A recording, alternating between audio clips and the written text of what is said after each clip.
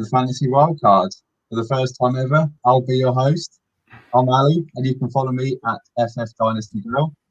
And as always, we have our co-host, starting with you, Matt. You can follow at Matt FF Dynasty. How are you doing, Matt? Yeah, I'm doing good, thanks, Ali. I've had my first COVID vaccination, so don't tell Cole Beasley, but I'm feeling a little bit ropey, but I'm sure I'll power through. You two guys are veteran and all dosed up, aren't you? So I'm slowly starting to catch up. Being the younger guy, it's probably why I'm a little bit behind you two old boys, but yeah, doing good apart from that, thanks. Excellent. And we'll move on to Kev, who you can follow at Dynasty Goat. Hi, Kev. How you doing? Yeah, very decent, Ali. Thank you very much. I'm hoping for better internet connection today. Trying to be pretty cool about it, but I know the last few shows, it's not been perfect to us, to say the least. So yeah, looking forward to the show. We've got a cracking show today. It's an opportunity to argue with each other, but in a friendly manner. Thank you. It's a spicy show, this one, so that's why they brought in the Dynasty Grill to host it.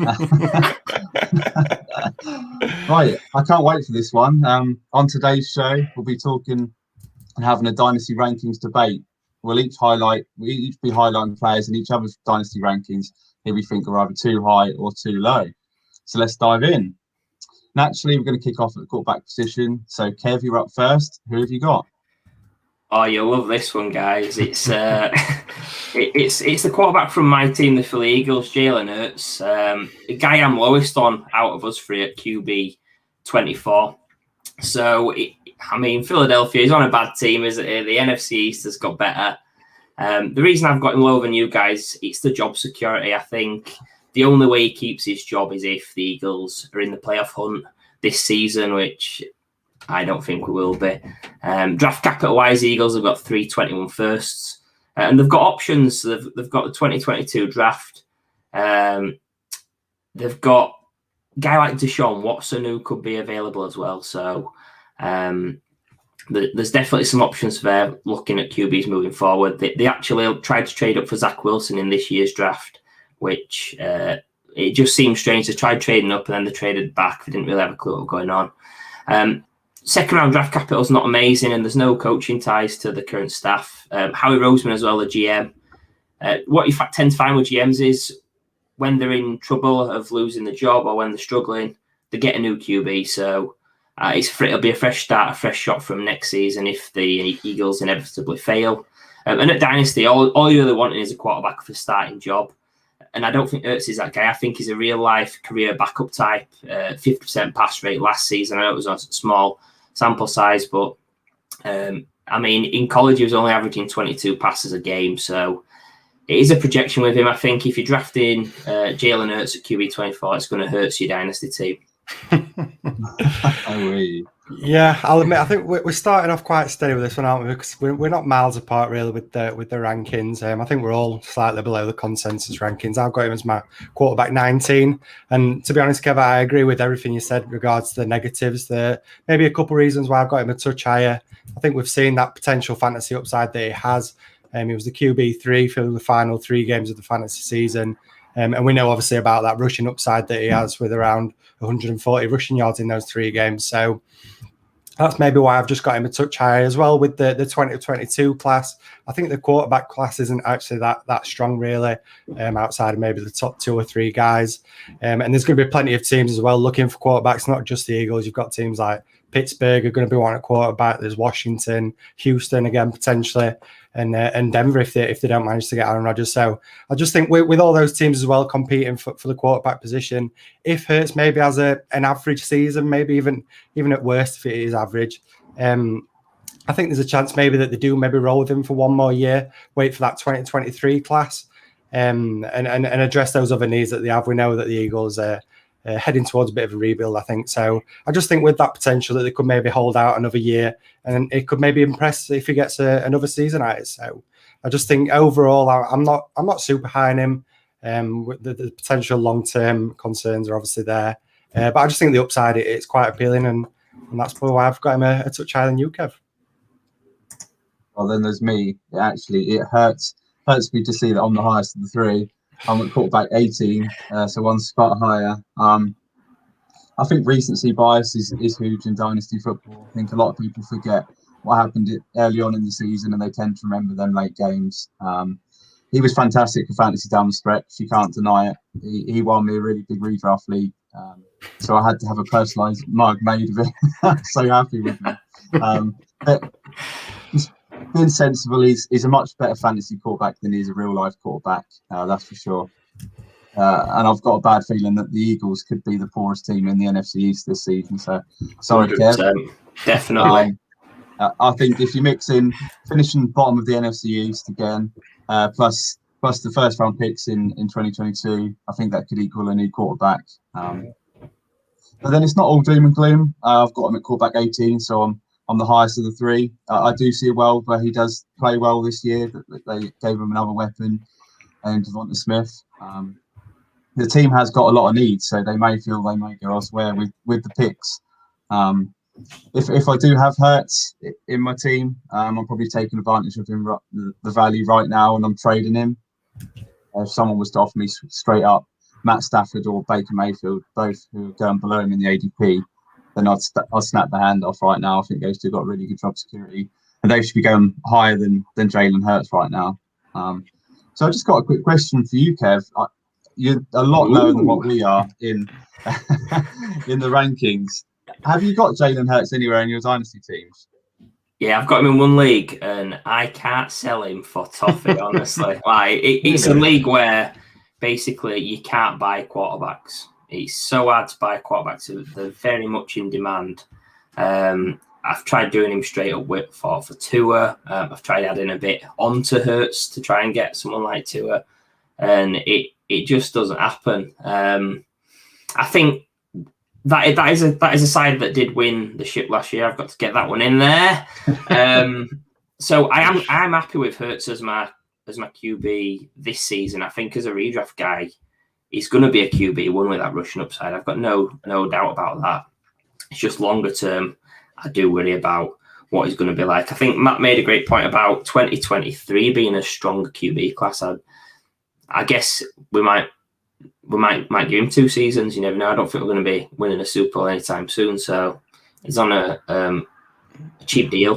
2023 could be the target. It's just, you never know. I don't think it is. I think he's done after this season. I'm shocked that an Eagles fan's so low on one of his own players. I honestly, Matt, I'm not biased at all. It probably helps that the fact that the Eagles are pretty rubbish right now, but I'm genuinely not as high on my guys as you two are on yours. Oh. Spoiler alert. Talk about one of your own players. Let's move on to another quarterback. Who have you got, Matt? Yeah, I've gone for Daniel Jones. Kev kind of gave it away there, but he's a guy I'm clearly higher on than what you two are. He's my QB 17, and that's a lot higher than consensus as well. And I promise I'm not a homer, Kev. We've said it loads of times. I'm definitely not a homer. When it comes to the Giants, I'd rather not have any Giants if I'm honest. But there's something that I'm just feeling with Daniel Jones. Obviously, we know he's had an average start to his NFL career.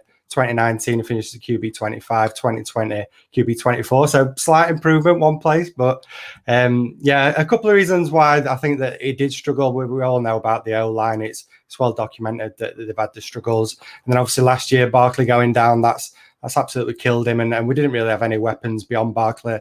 He was the main guy. And to lose him so early, I just think that crushed any hopes of Jones bouncing back last season. But with this O-line, I think it's a really young O-line. I mean, in the last 2 NFL drafts, it's a position that we've targeted heavy. So I'm banking on a bit of improvement. I think we saw glimpses of it towards the end of last season where it started to come together. So with these young guys, I'm holding out hope that the O-line could improve. Then obviously Barkley's returning from injury as well. We've added superstar Giants wide receiver Kenny Golladay, plus first-round wide receiver Kadarius Toney. So we're getting those weapons for Jones as well. And then on top of that, we also know he does have that rushing floor. He's a good rusher. He had over 400 yards in 2020 on the ground. I will admit it is looking like a make or break season for Daniel Jones, but I think we've seen those flashes. He's got all these weapons now. I do believe that he can bounce back, and this is going to be his year to take that step forward. And I think he can be a solid QB too, and then he's got that upside as well. Yeah, I've always been on the Daniel Jones side, to be honest. I've always given him a chance. I've got him in quite a few places. I'm just pumping the brakes a bit this season. I feel like this really is his last season to show that he can be that franchise quarterback for the Giants. But I do feel that they are a sneaky contender for the division this year. I really like what they've done with their defense, and now obviously the weapons they've got on offense, they're putting it together. It's just whether he holds them back or takes that step forward. They've added superstar Kenny G, as you say, and they've selected Kadarius Toney in round 1. And then the biggest one for me is getting Saquon back. I think that's huge for Daniel Jones. I do like his rushing floor that he brings when he's not tripping himself up. And one stat that he improved on last season is his passer rating on the deep ball was actually the best in the NFL in 2020, where he was one of the worst in 2019. So I am borderline happy to have him as my quarterback too, but it's just them turnovers that kills him. Them 19 fumbles so far in 2 seasons. It is a big worry for me. And then his stats from last year, 11 touchdowns to 10 interceptions. It isn't going to cut it. If he wants a long-term deal, then them stats aren't going to cut it. So I'm just cautious. Yeah, I echo what you guys are saying about it's a make or break season for him. I think he's got such a high range of outcomes. I'm uncomfortable with him as my QB2. I mean, the guys I think should be going around QB3s, they tend to be older or risky. I think Jones is risky. He's my QB25. I am the lowest out of us 3. 39 turnovers in 27 games is ridiculously bad. He's got to improve that if he wants to keep his job. Last season, the Giants, they had the 31st ranked O-line. They've not added anyone. It's just a hope that unit grows and gets better together. And we know that OC, Jason Garrett, is no maximizer of talent. So I do agree. The weapons are vastly improved. The wide receivers getting Saquon back is huge. Obviously, he's probably the best running back in the NFL. But I think the O-line is massive, especially for a guy with a high propensity of turnovers, fumbles, interceptions. Giving him a clean pocket, giving him time, it's going to really help him improve. And I don't think he'll have that. And then you've got him in your rankings, Matt, above guys like Baker Mayfield, Zach Wilson. I think these are long-term starters, which, like I said on Hurts, for me, it's all about having a starting job as a Dynasty QB. Having a guy with possibly 1 year as a QB2, it's not something I like to do, but I do think that he is upside if you can get him as a QB3, but I would probably prefer Jameis or Sam Darnold a little bit later on than Daniel Jones.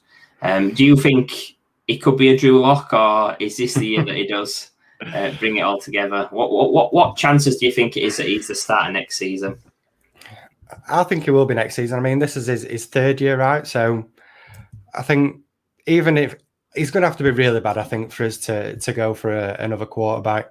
I'm going to admit we've got 2 firsts, haven't we, now next season? So a bit like yourself, Kev, with the Eagles, that makes you then think that, well, we've got the ammunition to move up if we need a quarterback. But I just think we've seen the flashes that he has. I don't think he's Drew Lock, and I'm insulted, Kev, that you'd even mention Daniel Jones alongside. I'm going to put him more. I'd rather have him Josh Allen. That's the kind of trajectory I want. The middle of the road quarterback that goes up, not the one that goes down.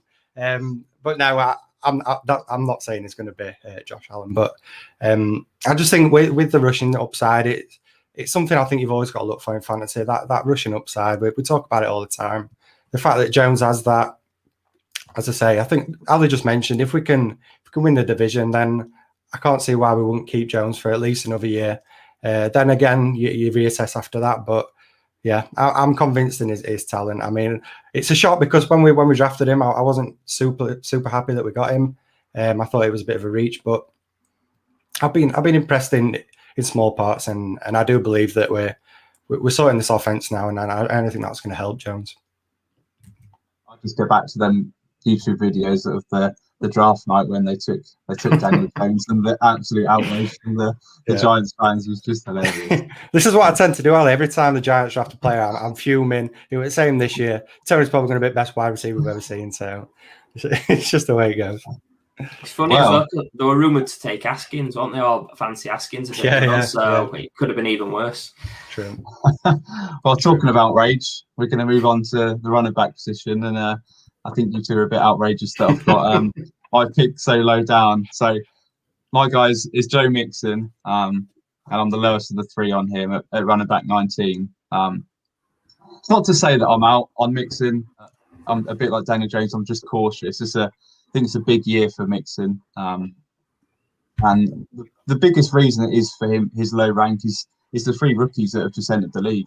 I've just placed them all ahead of him. Najee Harris at RB13, ETN at 17, and Williams at 18. I'd draft them three over Mixon. I think they're all in really good situations, and they've just pushed Mixon down. I've also got Austin Eckler one place ahead of him, or comfortably ahead of him, and I've also got Clyde Edwards-Helaire. The biggest concerns of the number one is the injuries. The foot injury that made him miss 10 games last year. He didn't get surgery on it. He felt that it would heal over time, so we'll see on that one. And then the other one is the O-line. It was terrible. That ranked 31st in run blocking in 2020. They signed Riley Reef in the off season. They passed up on Penei Sewell, as we know, and then selected three O-linemen later on in the draft. So we'll see whether they work out or not in 2021. So the good things going for Mixon, obviously, Gio Bernard has finally left. He's signed with the Super Bowl champions, which I'm rather delighted with. So you've got to expect Mixon to see some of them extra targets. And the fact that defenses can't now stack the box when they've got three really good wide receivers, I think that's only going to help Mixon. For me, he's the last running back with real upside. So my next pick is Montgomery. Then it goes Sanders and Jacobs. So I see Mixon. He can possibly reach top 10 quite easily, but I'm just cautious on him. So I'm not out on him. I'm just cautious, and I'm not drafting him ahead of the three rookies who I've just moved ahead of him in my Dynasty rankings. Yeah, it's pretty funny, this one, that I'm not the lowest. I've been a known Joe Mixon basher. Last offseason, I called him a two-down back on a bad team. I called him the most overrated player in Dynasty. Back then, he was going running back 6 in startups. So I think getting him running back 15 now, it's a really nice value. I think 19 is a little bit harsh. I do think it is tricky though, because there's 20, 22 good running backs. And it's hard when you're pushing people down to those low teens. It does get really tricky. But I do really like Mixon. Gio Bernard's gone, 59 targets have gone out the door. Mixon was on pace for 70 with him on the squad anyway last season. So really looking good from a pass volume. It's an improving team. The O-line, the offense as a whole, I think Mixon's got a genuine 3-down skill set and double-digit touchdown upside. It is a shame he's only had one 16-game season so far, but that is one more than a guy like Dalvin Cook. And I do think if everything does fall into place for Mixon, he has got the potential to have multiple top 5 running back seasons. I know that Matt's a Mixon fan. He had him as his RB3 in his redraft rankings last season. Thanks for outing me like that, Kev. Yeah, I've got him as my RB15, but Kev, you just mentioned it with regards to all these running backs. Really, I think there's so many good running backs in this top 20 or so that I feel ashamed of myself that I've got him as the RB15 because I like him so much. But there's just so many running backs that I seem to like this year, and moving forward, that I've had to put him as my RB15. I think the big one why I'm so high on him, and I've always liked him, is that he's one of these rare workhorse running backs. There's not really many of them about now in the NFL. He averaged 23 touches per game in 2020 before he got hurt. And now obviously there's no Joe Bernard as well. So I just feel like with that opportunity, that's what you need with running backs. You need that opportunity. That's where you get all your points from. That's why everybody's so high on Najee Harris this year, because he's going to get that massive workload. And it's the same with Mixon. It's very rare to have a running back that's going to get this kind of volume. So that's why I'm high on him. It's why I've always been high on him, and even more so now with the fact that Bernard's gone. The offense as a whole, it seems to be improving. They've obviously just got Jamar Chase as well. I just think with that, it's going to open up more scoring opportunities for the Bengals, and in turn, that's going to mean more chances for Mixon at the goal line. So all of the reasons why I'm high on him. He's only 24 as well. I think that gets overlooked on just how young he is. He came in quite young, and he's got this long-term contract as well. So I just think there's a lot of things that are going the right way for Mixon. And I think he's definitely got room for his value to bounce back, and I think he can get into that top 10 again at least of running backs. Ali, what's your feelings on the fact that this offense is obviously getting better? Does that not give you more hope for Mixon now that we've got Jamar Chase, this passing offense? It's going to be stronger. Is that not a positive for Mixon for you? Yeah, no, it certainly is.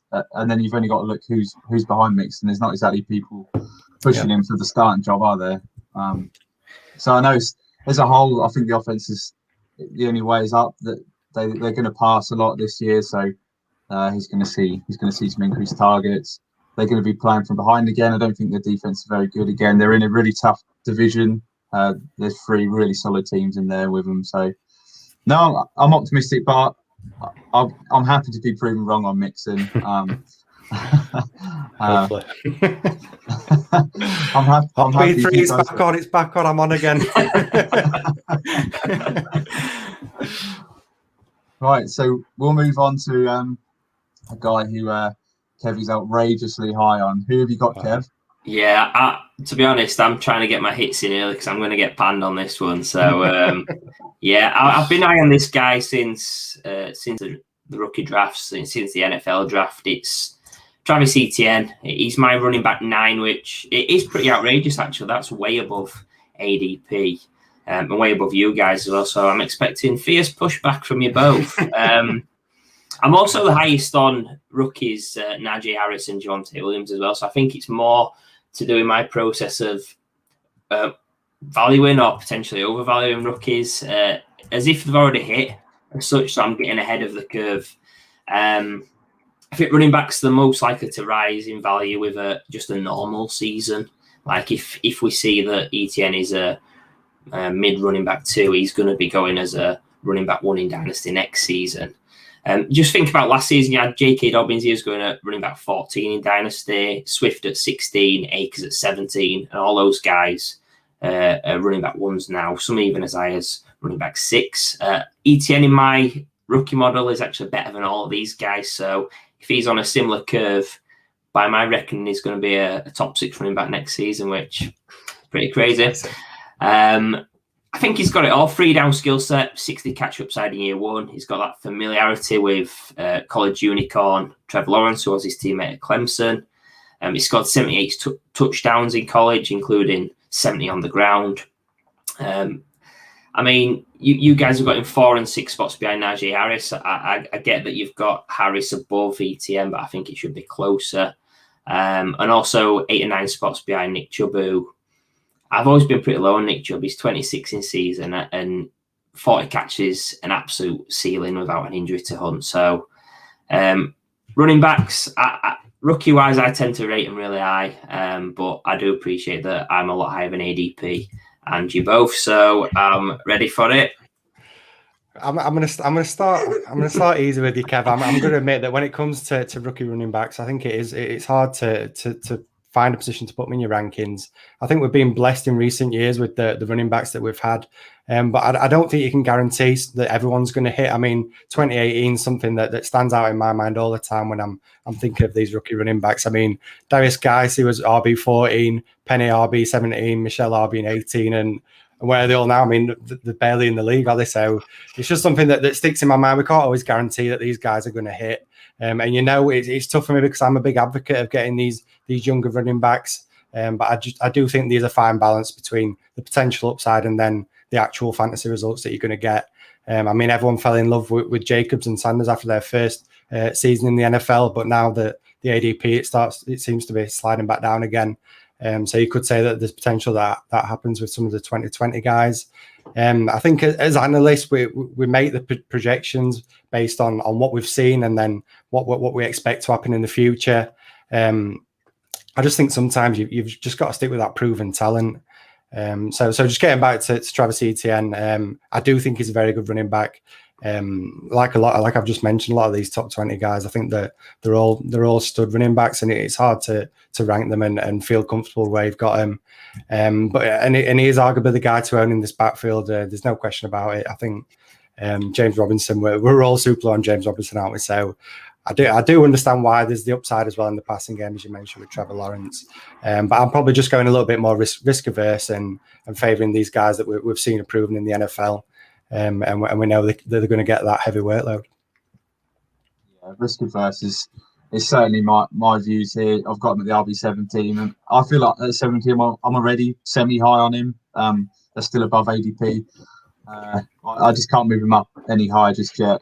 I think at RB9 you're saying that I'm happy with him as my RB1 and I'm all in on a rookie. I'm just not ready to do that just yet.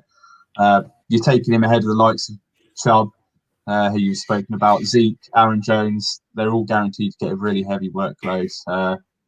And we think we know how his backfield is going to shake out, but we yet to see it. So I'll wait to see it first. But just talk about Etienne. I'm a Clemson guy, so I love Etienne. He was hugely productive in college.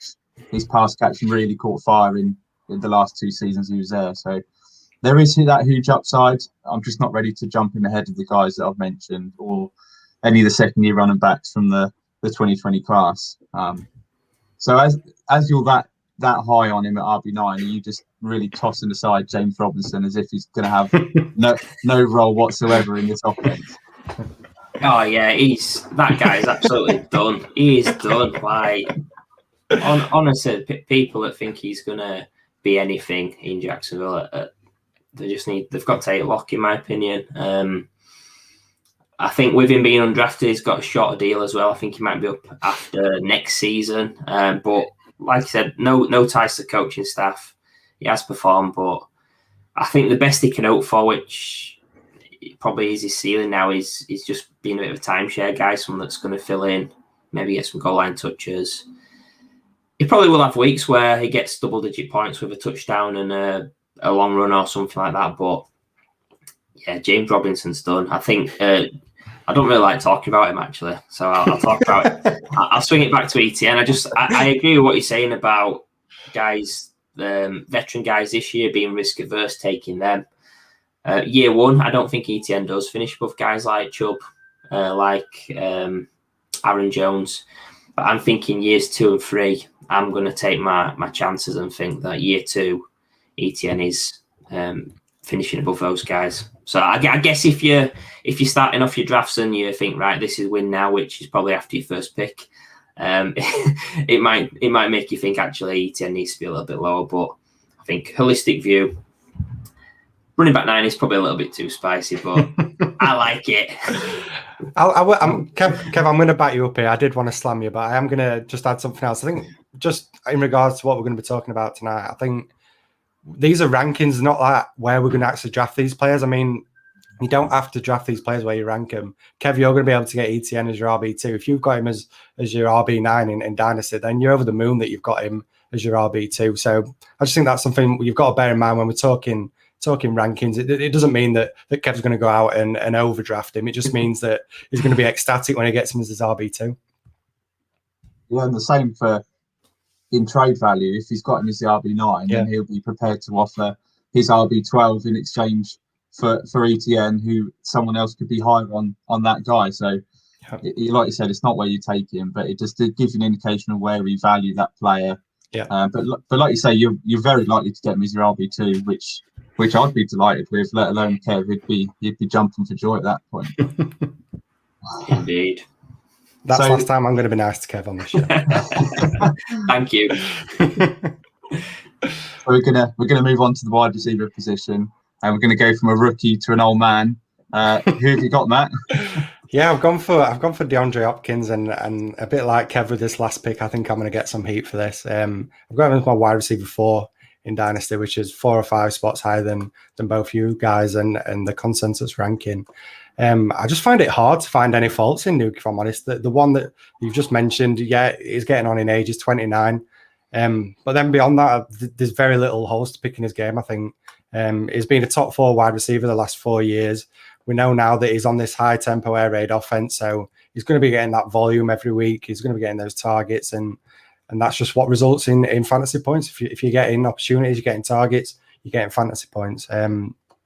He's tied to a quarterback as well that I'm super high on in Kyler Murray, so that may be why I've got Nuke higher than most. We know that he's going to be tied to this quarterback for as long as he's in Arizona. And I just don't think there's many wide receivers that have this level of talent, but then also the ideal situation that Hopkins is in. I mean, if you want to have a sexy roster, then yeah, go ahead and get somebody like AJ Brown. He's above Hopkins in Dynasty rankings. But if you want to win championships, then you want to be getting DeAndre Hopkins. Oh. What are you laughing at, Kev? Just a private joke. It's kind of hard to disagree here because we all know Hopkins is an absolutely fantastic wide receiver. He's no doubt one of the most consistent wide receivers of our generation, and in fact, he might be the best real life wide receiver in the league right now. I've got him as my wide receiver 8, so I'm still one spot ahead of his ADP of wide receiver 9. I just think the wide receiver 4 is just a bit too high, but because for me it's just purely based on age and what I can get in the future if I was going to trade him away.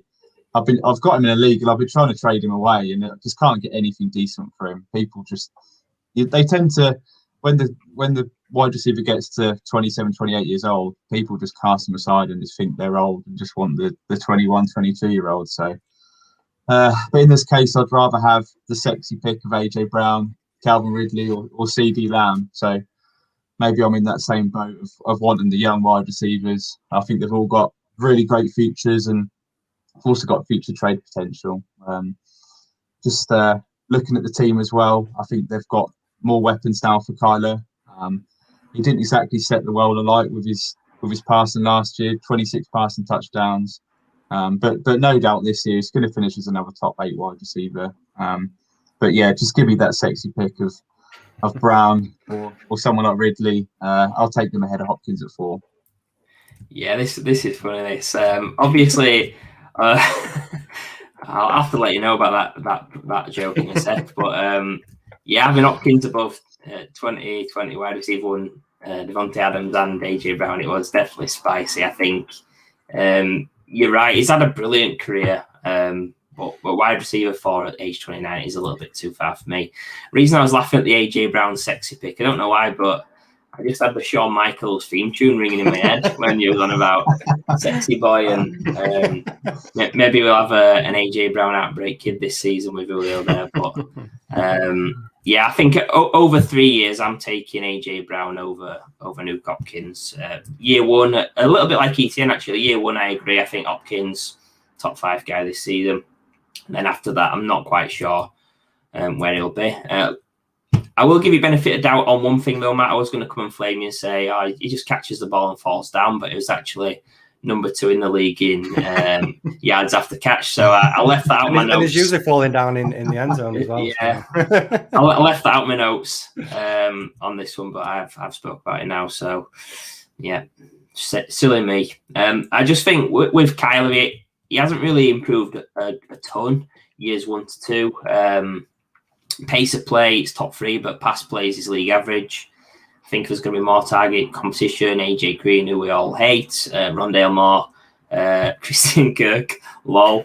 Will Hopkins get 10 targets a game again? That's a bit where I'm unsure on. I think this season, yeah, maybe next season, not so much. 100%, I think he's top 10. I've got him wide receiver 9.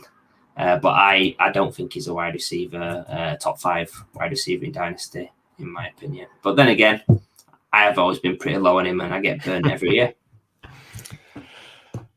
I mean, do I have to come back to this? I mean, I ain't got anything to say. I mean, if you want these younger guys, we might as well just have CeeDee Lamb number 1, Metcalf number 2, just have all these younger guys and just cast away all the older guys. I mean, we've got to win championships at some point. Definitely. Why do you want these guys? That I admit you want the younger guys, but you need a blend of it. And Hopkins is going to be one of these wide receivers that's going to win your league. So why not take him higher? But each to their own, I guess.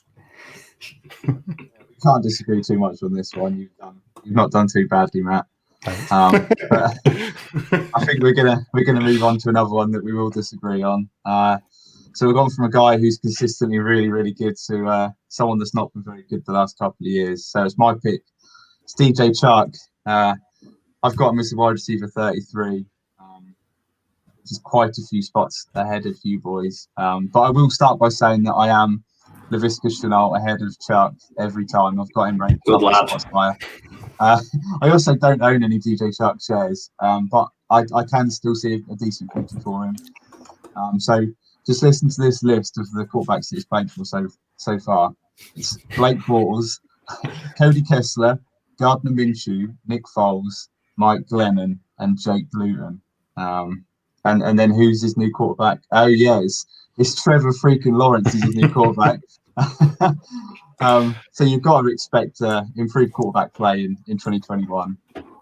So just looking at Shark's career so far, he had that fantastic 2019 season. He had over 1,000 yards, 8 touchdowns in 15 games, was assigned to the Pro Bowl that year.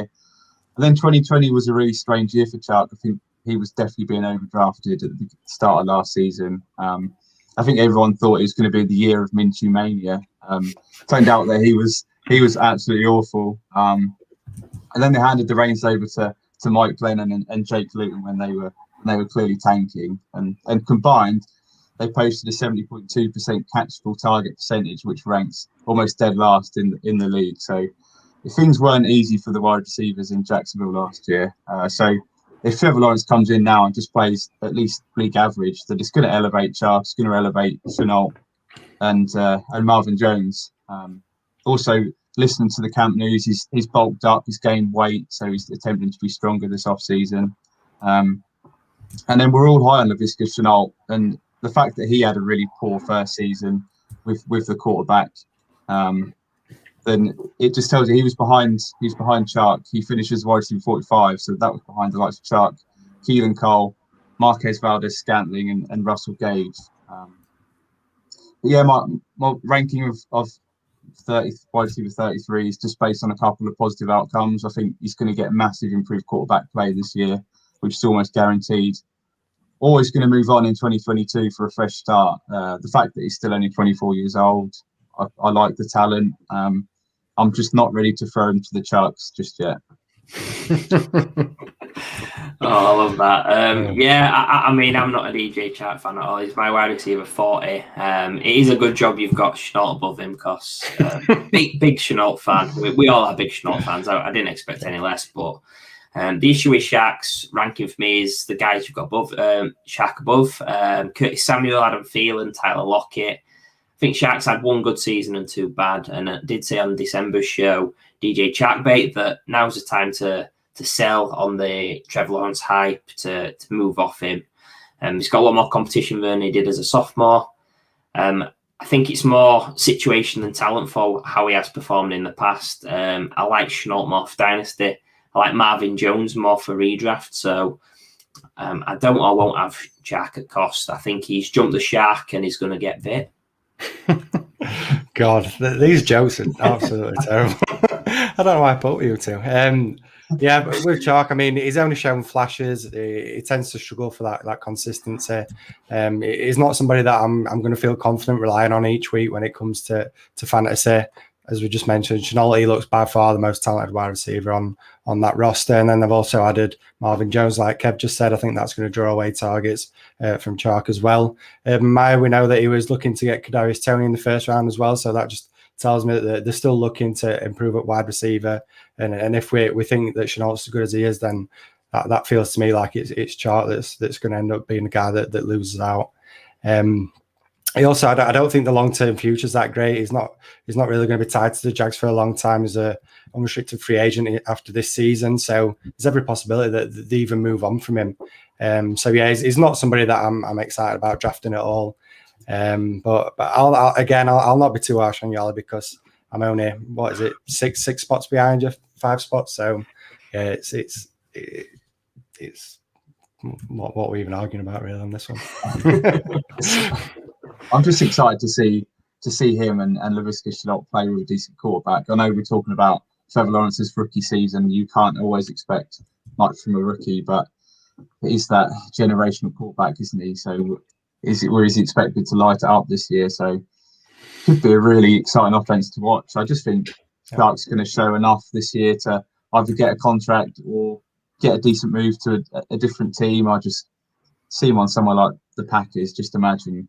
Let's get everyone receiver that we like on the Packers. So you two are completely out on Chark. Have you got any shares of DJ Chark? No. We better move on to the half time of the show then. So before we get into the second half of the show, I just want to give a shout out to our sponsor. JA3 Apparel is a leading supplier of bespoke teamwear, including podcasts, sport clubs, universities and schools. Choose from JA3's own bespoke range, modified designs, or customise your own from scratch. We at Fantasy Wildcard have got our own merchandise store, bringing you fantastic logo branded across several quality items, including hoodies, hats, jackets, t-shirts and shorts, plus many more. So be sure to check out JA3 Apparel on Twitter, @ApparelJA3, and the website is just launched this week. It's also on our link tree on Twitter, so thank you. So now we'll continue at the wide receiver position. We're coming to you, Kev. Who's the guy that you want to highlight? Yeah, you'll have to both hear me out on this one. I think it's going to be a frosty reception. This is where it gets spicy now, second half of the show. Yeah, there's a massive gap, to be honest. So, if you thought ETN were a bad one, then you'll hate me even more on this one. I've gone for Jalen Waddle. He's my wide receiver 41. That's right, you heard it, 41. Extremely low on him compared to you two with your ADPs, but this is more about my rankings and value than the actual player itself. So my rookie tier, I've got Devontae Smith, I've got Terrace Marshall, get on the terrace, Jalen Waddle, and Elijah Moore. Now, Terrace Marshall is my wide receiver 3, is above Jalen Waddle, and I've got him at wide receiver 38. Therefore, I can't put Jalen Waddle above Terrace Marshall. There's loads of guys who have already hit and they're safer than Jalen Waddle that are lower in your ranks, both your ranks. Robert Woods, Cooper Kupp, Brandon Cooks, Tyler Lockett. Maybe blinded by last year's Superclass, maybe not. But I think outside of Chase, I'm leading the proven guys in that top 40 range. I think Waddle is a smaller guy at 5'9", 180. He's had multiple injuries. Our last guest, Chuck, we can follow on Twitter at DFB Encounter. He compared Jalen Waddle to John Ross, which I do think is slightly harsh, but to be honest, John Ross has a lot better metrics than Jalen Waddle. So obviously that's balanced out by the division he played in college. But yeah, I think I'm not out on Jalen Waddle, but I think with me having Terrace Marshall above him, and he's my wide receiver 38, I end up with none of Waddle really, because Terrace is always there. To be honest, Kev, I didn't really listen to much you just said because I've just been thinking in my mind who we've just been talking about and where you had him ranked. And I was thinking it's DJ Chark and you had him ranked at, what was it, wide receiver 40. So one spot above Jalen Waddle. I mean, I don't know how you can say. It's wild. It is crazy, but what can I say? I think for me, it's first off the draft capital, 6th overall pick in the NFL. And then I think he's landed in a great situation. So I think for me personally, I was high on Waddle. So the fact that he was selected so early, that's giving him that draft capital. And then obviously the situation, it's a situation I like. I like the fact that he's now going to be connecting up again with Tua. And with that, I just feel like that's improved his chances of having early production. We know he's got that connection already with his quarterback. Again, a bit like I spoke with the Bengals, the Dolphins. This is an offense that's improving and it's ascending. And I think with Waddle, he's got that untapped potential. I think that we've yet to see. I know that's taking a gamble really on something that we've not seen, but I do believe that he's got potential that we've yet to see. In those 4 games that he played last year with Bama before he got hurt, he had 557 yards in 4 games. I mean, that's just crazy numbers. So it's obviously a small sample size. So I'm not going to say that if he played the full season, he'd have had some ridiculous season. But I do just think there's untapped potential. There's the injury history. It's obviously a concern. But at the same time, I just think that means that there's still that potential that we've yet to quite see out of him. So if he can stay healthy, I honestly think he's got a really, really bright future in the NFL. And that's why he's my wide receiver 25. On Matt, talking some sense on the podcast. Wide receiver 41. I know it. I just think that is far too low for a guy that's just been taken at number 6 overall.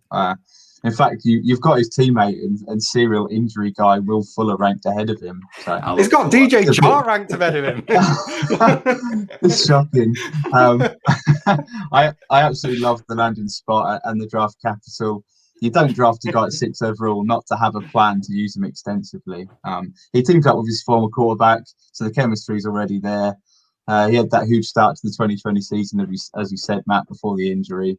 I just think the wide receiver 1 spot in Miami's there for the taking. And I actually see Jalen Waddle as a high wide receiver 2, low wide receiver 1 potential. I really think he's got that. So I just think you need to rethink your rankings, Kev. Yeah, DJ Chark, Kev. All I'd say is because I've got Marshall Iyer, then I'm not going to get him anyway, am I? I'm not going to get am I going to move Marshall up to 25? I don't know. What do I do? If I'm higher on Marshall, I can't have Waddle above him, can I? Really? Can we just get Waddle above Chark? That's all I want, Kev. Oh yeah, do you know what? You're absolutely right. It should be above Chark because Chark's absolute crap. But thank you. That's all I needed, Kevin. But yeah, it's more about Marshall than Jalen Waddle. I get that. But I won't end up with him anywhere because Marshall's always there. So you've got Will Fuller ranked ahead of him, another guy that is serial injury. Do you think he's the wide receiver 1 on this team then, Will Fuller? I still think he is, yeah. I think he will be this season. And yeah, I guess I'm one of Will Fuller's biggest fans, so I've got no problem with that one. I think, obviously, with the pushback, I should probably have Terrace Marshall a bit higher and maybe Waddle a bit higher as well, because they are both a lot better than Chark in my eyes. I'm not saying anymore. So it takes us nicely onto another controversial guy. Yeah. Matt, who have you got? Yeah, that's why I just had to calm down on hammering Kev, because I know I'm going to get it back now with this pick. I've got Odell Beckham, and I've got him as my wide receiver 29, which that's definitely higher than you two guys have him. We know he's coming back from the big injury in 2020, and I do get that there's risk attached when it comes to Odell Beckham. But for me, this Kev, I know you're going to bring it up because I've read the show sheet, so I'm going to spoil it. But it may be my Giants glasses that I'm looking through and the success that he had with the Giants. But I do think that when he is healthy and on the field, he's one of the most talented wide receivers in the NFL.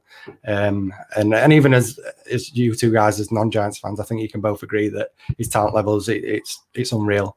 So I just think the fact that you can get him as the fact that you can get him as a mid wide receiver 3, but then with the potential for upside that you're not going to get with any of these other guys that you're getting around this ADP. I think that's just what makes him so appealing to me.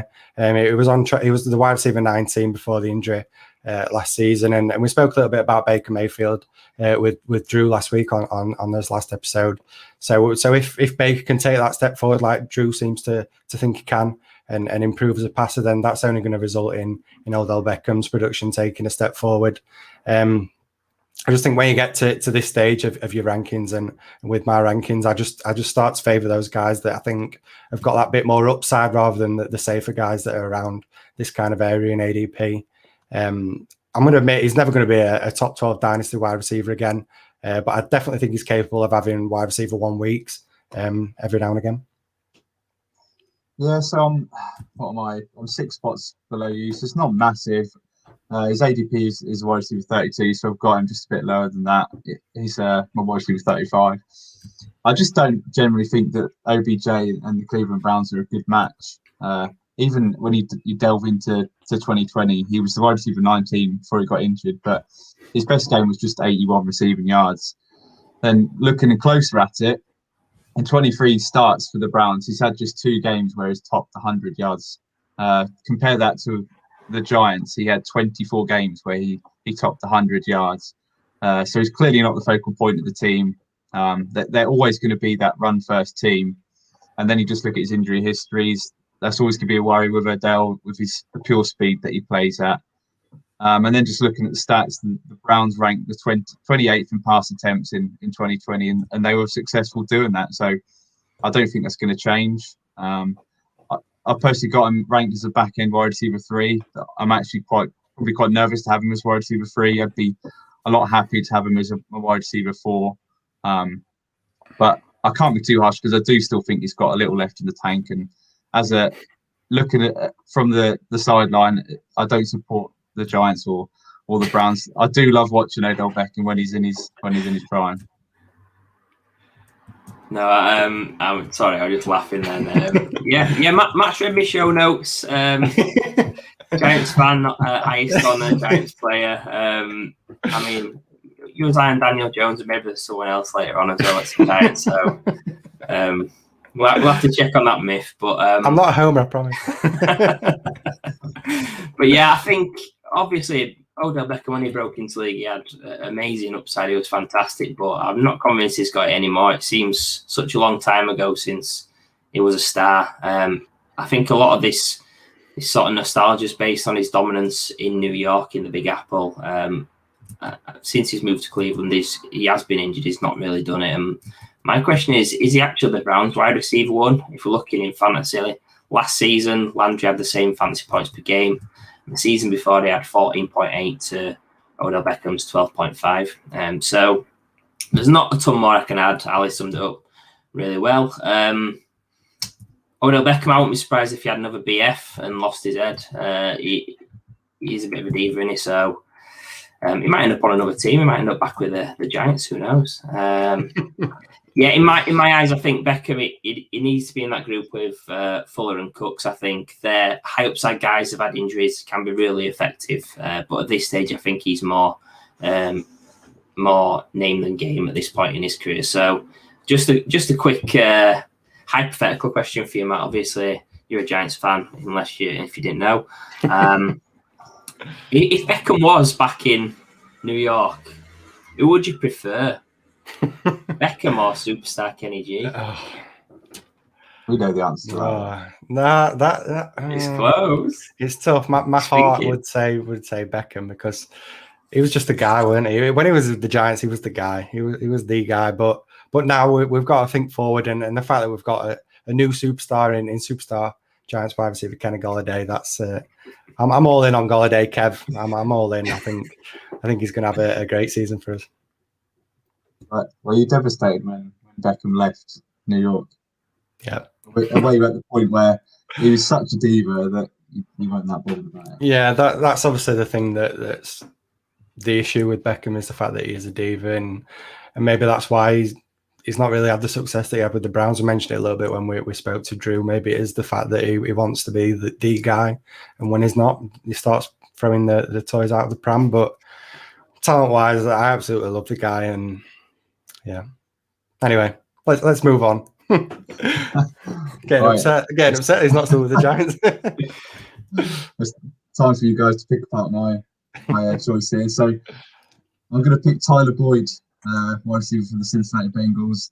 I've got it ranked as the wide receiver 41, which, looking at your two rankings, is rather low compared to you two. And for me, this is just Tyler Boyd falling foul of the competition that he's got ahead of him.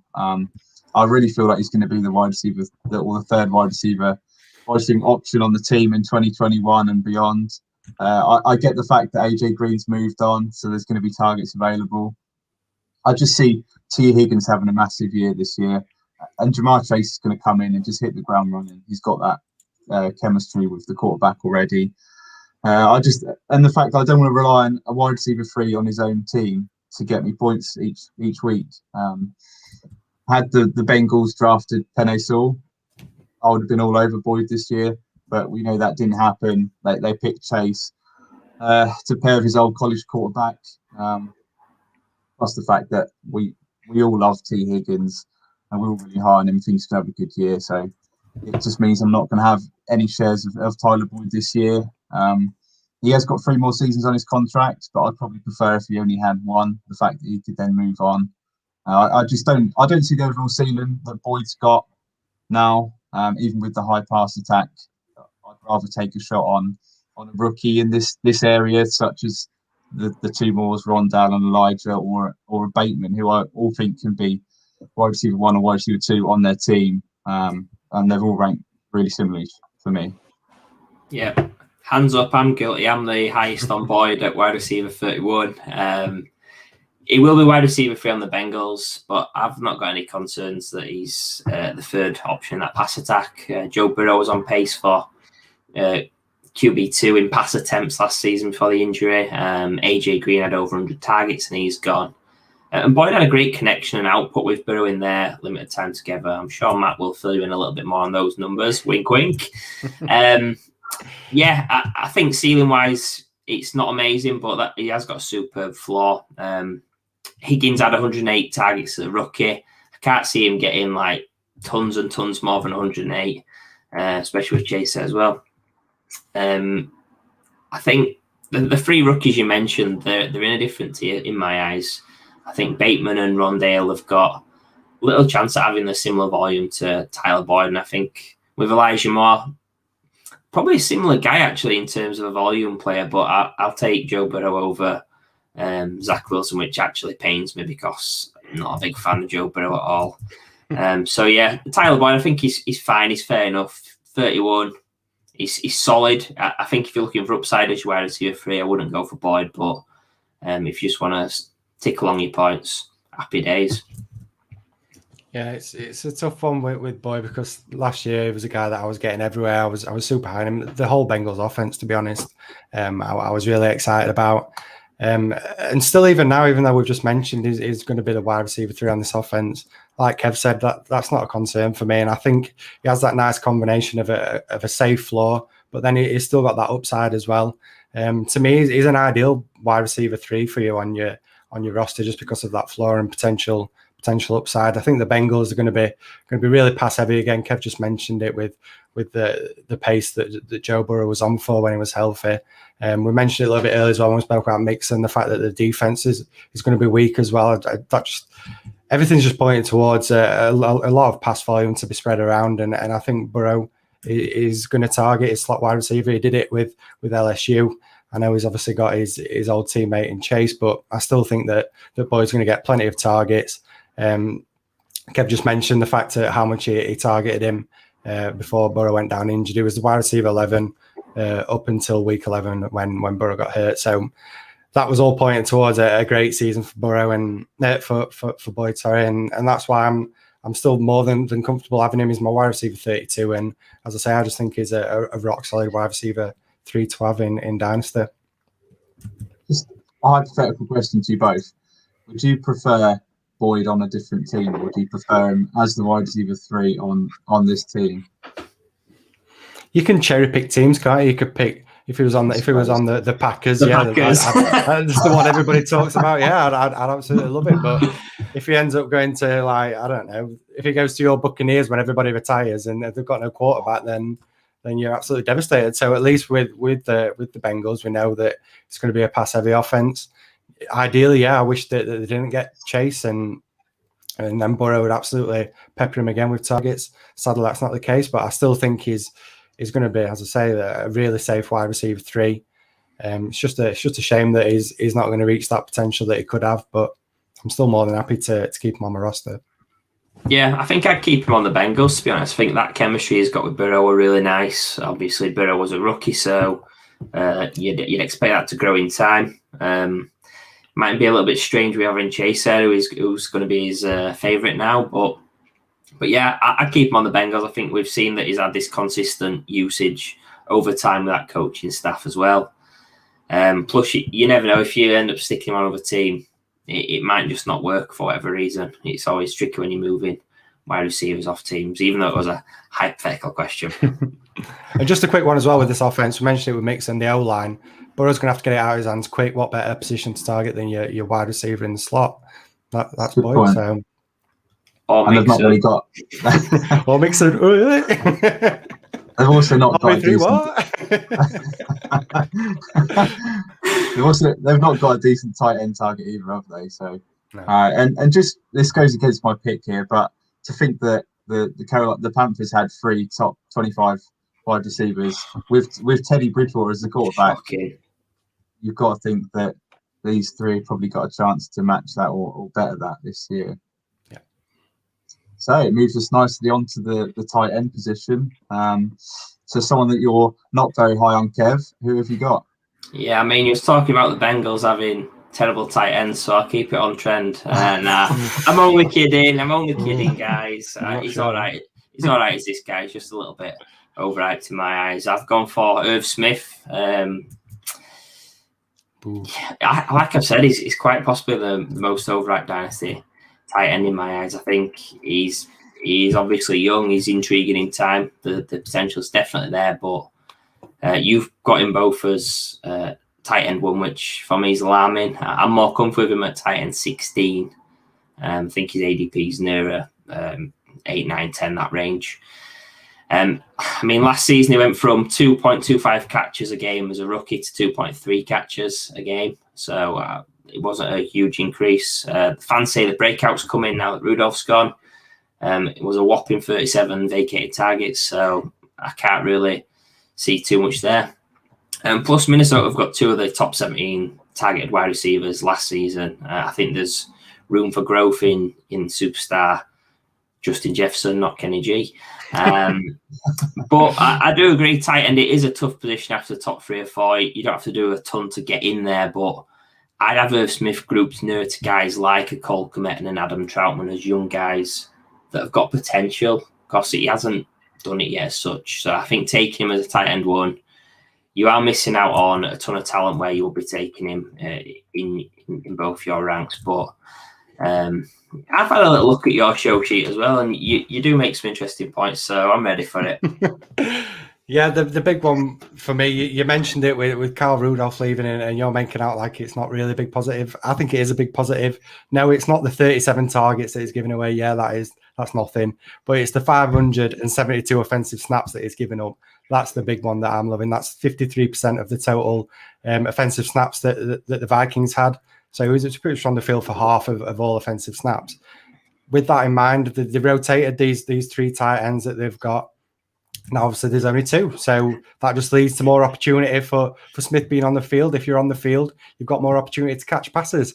I was going to do a little example, trying to say, like, imagine it in terms of our football, and you've got like Emil Heskey up front who has 1 shot on target, but you've got Michael Owen sat on the bench who can bang in 20 goals. It's the talent that's on the field that's causing the lack of targets. And Irv Smith got far more talent than what Rudolph has. So if we can get him on the field, he's going to draw more targets. That's my argument to it. He's a former 2nd round NFL pick, so the coaching staff and the team clearly high on him. He's only going to be 23 as well when the 2021 season starts, so plenty of room to grow in this offense that seems to be improving in the passing game. And like I just mentioned, it doesn't take a great deal to be a tight end 1. So if I'm going to put my money on anyone, it's going to be the young tight end who's athletic and is going to get a far more bigger opportunity than what he had last season. Yes, it's crazy to think that we're not even as high as his ADP of the tight end 9, and we're really high on him. I think the back end tight end 1 is the right spot for Smith. We saw a glimpse of the post Rudolph era in them final 4 games. He may not have had the biggest impact the first 2 years of his career, but certainly lined up nicely for him now. I think Rudolph leaving is the thing what Smith needs to become a tight end 1. We're talking about Tyler Conklin. I'm not buying a decent workload for him. He's on his last year of his rookie deal. He's not done much up to now. Is he going to re-sign? We'll see. Smith has improved on his rookie year. He was a tight end 33 the first year, tight end 22 last year. That was with missing 3 games to a groin and back injuries, and another 3 games where he was on a limited snap count. So he, in the games that he did play, he was pretty productive.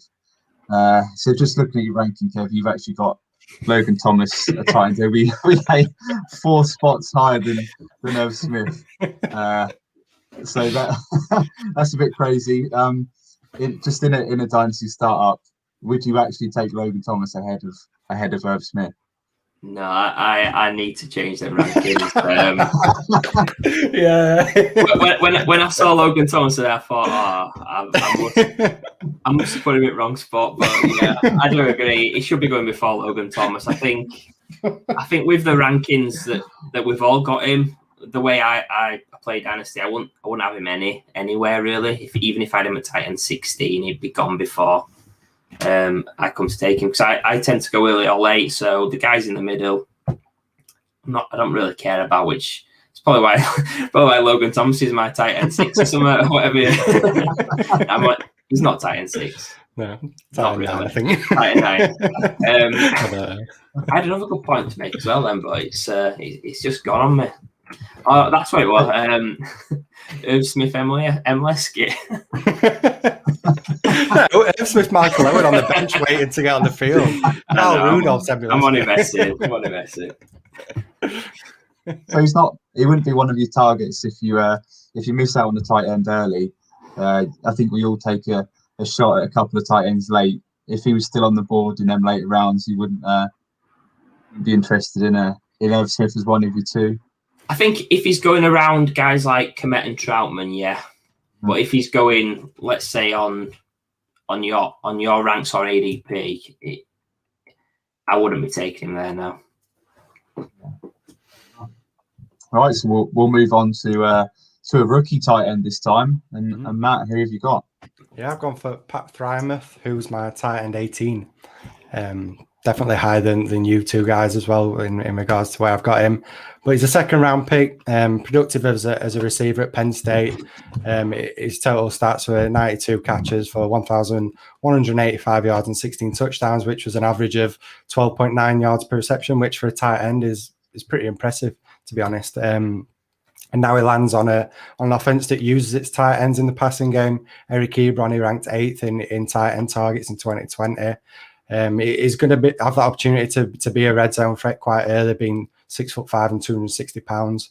I do think we'd be talking about Frymouth a lot more if it wasn't for the fact that Unicorn Kyle Pitts came out in this draft class as well. It's just made everybody completely forget about all the other tight ends in this class just because of how great Pitts is. But I do like the potential that he has in this offense. The Steelers, they've got potential out of Ebron's contract pretty much whenever they want. So I think if Frymouth impresses, I don't think it'll be long until Postman Pat starts to deliver. God, that felt bad doing it. That's bad. At the end. I've got some breaking news. I don't think Postman Pat starts his delivery until 2022. I think must work for Royal Mail. Yeah. I think Eric Ebron's still going to be the guy in 2021 while they're in win now mode. If and when they blow it up and Big Ben decides to retire, then I think it'll be Frymouth's time. But with that brings a lot of uncertainty. Currently, you've got the 3 wide receivers, Deontay, Claypool, and Juju. They're going to dominate the targets. And with the awful low line they've got, I think Frymouth's mainly going to be asked to block in 2021 to help out the running back. But he has got that great draft capital. And he was a player that I did like in the pre-draft process. I think he could have been my tight end too. But I just failed to see the upside at the minute while the team is still in win now mode. Yeah, I'm actually lowest on Postman Pat out of us 3. I've got no issue with the player. It's more the value. In startups, I'm not carrying a rookie tight end, in most cases at least. It's unlikely it's going to be usable until year 2 to 3. And I think there's plenty of other solid options you can get at tight end 18. The only place that I would consider Frymouth in a startup is if I've got an elite tight end like Kelsey or Kittle. Just the fact that your rookie won't need to chip in a week or two. I think if you haven't got one of those elite tight ends in your rostering 3, you probably need to use all 3. Depending on how late you've gone. The only other time I'd potentially take him is if I'm in a massive rebuild where I can't challenge for a couple of years, which is really interesting, actually. Me and Matt are in a league, and it's fair to say we're both in a rebuild. I've got some picks in late second. Matt's got one sandwiched in between them. So I think based on this, if I want to get Postman Pat on my team, I need to take him early. Well, I don't want to give away my tips and my strategies, Kev, but Yeah, you do. I think I'll need to go early, won't I, on that one? Yeah. It's a little bit with these rankings, like we just mentioned before. I think we're talking about. I wouldn't draft him that early. I just think for my rankings, that's where I've got him. I think you can get him later than that in your startups, but yeah, that's my only comeback to what you said. Not telling me that. Damn. Right, we'll move on to my pick. So it's a tight end that I'm down on. I'm lower in the ranks than you two. It's Evan Ingram for your Giants, Matt. Yep. And it's a case of, oh dear, Evan Ingram, the one season wonder. He's certainly not lived up to his first round draft hype. He's now entering the final year of his rookie deal. 2020 was a big struggle, whether it was with injuries or drops. He had 11 drops in the regular season, which is the most by any receiving option in the league. And in fact, 3 of them drops turned into interceptions. So it really cost his team last year. See, that's why Daniel Jones struggled. It's bloody Ingram giving all interceptions away. That's what it was. He played his only full season in 2020, but in fact it was his least productive season. So there's question marks there. He had his lowest yards per reception, and he only had 1 touchdown in 16 games, which is pretty bad. It doesn't stand him in good stead now. The fact the Giants have added superstar Kenny Golladay and Kadarius Toney in the first round. I can't work out how he was ever named to the Pro Bowl last year. That one is beyond me.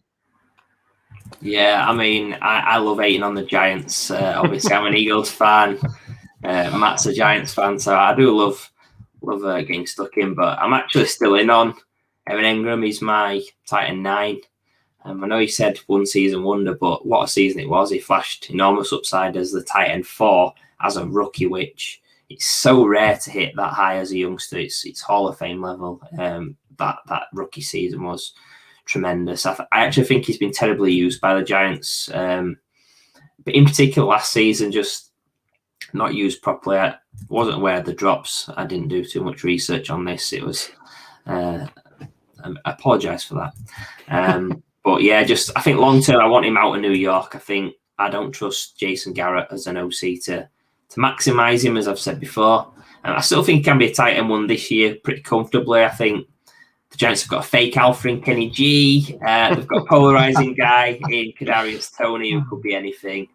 Evan Ingram's a guy I'm still very much intrigued with that potential. Yeah, I'm like you, Kev. I've got him as my tight end 9. There's no denying that he struggled in 2020, but he is one of the most athletic tight ends in the NFL. I think he's still going to draw targets. If anything, it's probably a bonus that they've now got Golladay and these other weapons. It's when we've seen Ingram at his best, really, is obviously like when we had Odell Beckham, players like that draw that attention away. That might be what Ingram needs just to maybe improve his production in terms of fantasy. I think he's going to get those targets, and when it comes to tight end positions, targets and receptions, they're what get you to be a tight end 1 in fantasy. I agree with Kev. He probably does need to move away from the Giants, which as a Giants fan half upset him, but at the same time, that the annoyance from last season, I'm probably fine if he does move on, in all honesty, if we can get a good return from him. He's still only 26 years old as well, so I think he's got plenty of years left in him as regards to tight ends in the NFL. They do seem to last a lot longer, so if he can play for another 5-6 years and like I say, just move to a new change of scenery, that might be what he needs. So yeah, I'm definitely not out on him yet. I think tight end 9, I think that's a fair place to have him. So just a couple of questions. Are you both happy to have him as your tight end 1 then, or would you be quite nervous with him as your tight end 1? God, a bit nervous. I'd say nervous with the Giants. I like the player, but if you're banking on him like this season, I'd be worried. I'd be very worried about having him as my tight end 1 this season for sure. I'll add to that and say if I don't have Kittle, Kelsey, Waller, Hawkinson maybe, and Pitts, if I don't have any of those as my tight end 1, then yeah, I'm worried about any tight end that I've got as my tight end 1. To be honest, those 4 or 5 guys are the guys you want. If you don't have them, then you just need to get as many tight ends as you can, really, and just hope that one of them hits, or you just play the matchups and hope that you get a decent score out of your tight end in those weeks. Then just a quick one for you, Matt. That they've obviously got Caden Smith as their tight end too. Has he shown anything? Is he pushing Ingram for starts in 2021? I thought it was impressive, last year. I don't think we've got a big commitment to him though, really. So I mean, if Ingram does start to play a little bit better, then we're definitely still going to be all in on Ingram being the tight end to have. But I just think with what we're seeing from Smith, that's probably why I wouldn't be too disheartened if Ingram left. I think we've still got a viable tight end in Smith, but he's not a guy that I'd be excited about in fantasy. But yeah. Well, on that sour note, that brings us to the end of the show. Well, we've had a Dynasty rankings debate. We've had our disagreements, but we're all still mates, although you are both wrong. Any final thoughts on today's show? I'll come to you first, Kev. Yeah, I mean, I've loved the debates on tonight's show. It's good to have a little argument and dress it up that we're all friends. I think standalone rankings, they offer little, to be honest. I think a tiered approach is a lot better than looking at a list and picking out this guy over this guy. It also doesn't factor in game theory, roster construction, or if you would actually take that player at a certain spot.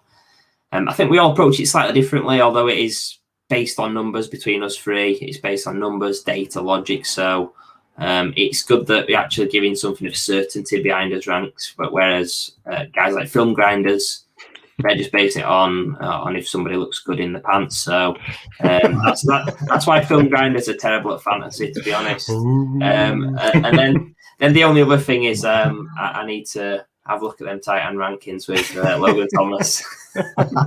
I love it. I think this is the part of Dynasty football that we all love, really. The fact that we've all got different opinions.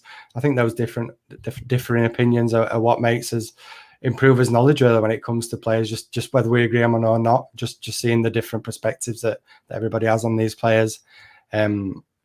I think our rankings as well show the different approaches that you can have when approaching Dynasty.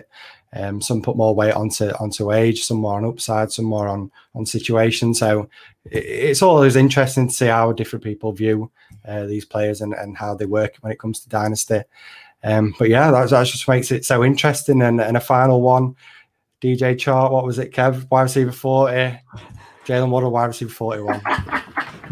Wow. Need to move him up. I need to get on the terrace even more. Wide receiver 2. Well, he's young, so he's got to be above Hopkins. He's got to be above Adams because he's young. He's bound to be higher than Adams and Hopkins at some point. So. Number one. Get on the terrace. Yeah, this is the whole reason why Dynasty football works, to be honest. We can't all have the same opinion on or ranking on every player, otherwise there'd be no trading and we'd all end up with the same strategy. So just a good Dynasty tip is to get to know the other guys in your leagues, find out who they're high on, who they're low on.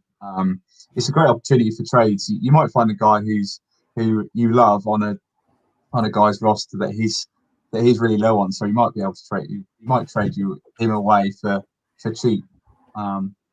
So yeah, just get to know the guys. I know that say Kev is really high on Terrace Marshall, so I could do a good deal with him. Yeah, this is why I hate being in leagues with you two, because you know all my tips. Exactly. Giants players. Yeah. Thank you for tuning in. Be sure to subscribe and follow us on Twitter at Fantasy Wildcards.